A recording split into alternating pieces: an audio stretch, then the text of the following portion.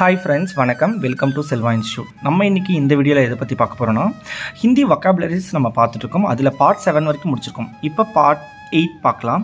So இதில் stationery சம்மந்தப்பட்ட பொருட்கள் பார்க்க போகிறோம். சரிங்களா, வாங்க நம்ம வீடியோவில் போகலாம். அக்பார். அக்பார் அப்படின்னா நியூஸ் பேப்பர் அப்படின்னு அர்த்தம். அல்பின்.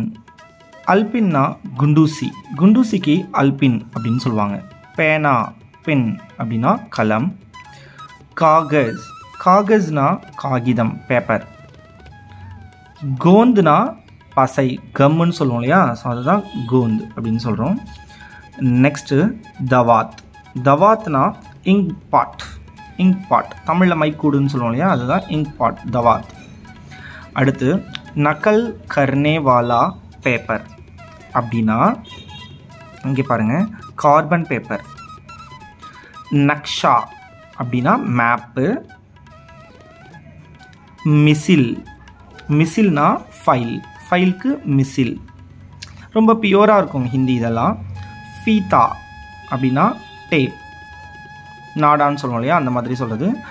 மொஹர். மொஹர்னா முத்திரை. மொஹர் அப்படின்னா முத்திரை சீல். ரபர்னா எரேசர். ரபட் கி மொஹர் அப்படின்னா ரப்பர் ஸ்டாம்ப் அப்படின்னு அர்த்தம். லிஃபாஃபா அப்படின்னா என்வலப். சியாஹி அப்படின்னா இங்கு.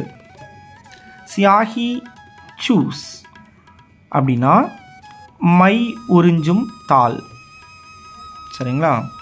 அடுத்து கலம்தான் அப்படின்னா பென் ஸ்டாண்ட். காகஸ் தாப் அப்படின்னா காகிதத்தின் மீது வைக்கும் எடை, பேப்பர் வெயிட்னு சொல்லுவோம் இல்லையா, அதுதான். அந்தர்தேசிய பத்திர. அந்தர்தேசிய பத்திரனா உள்நாட்டு அஞ்சல் உரை, இன்லேண்ட் லெட்டர். அக்ஸ் கர்னேவாலா காகஸ். அக்ஸ் கர்னேவாலா காகஸ்னா படி எடுக்கும் தாள், ட்ராக்கிங் பேப்பர்.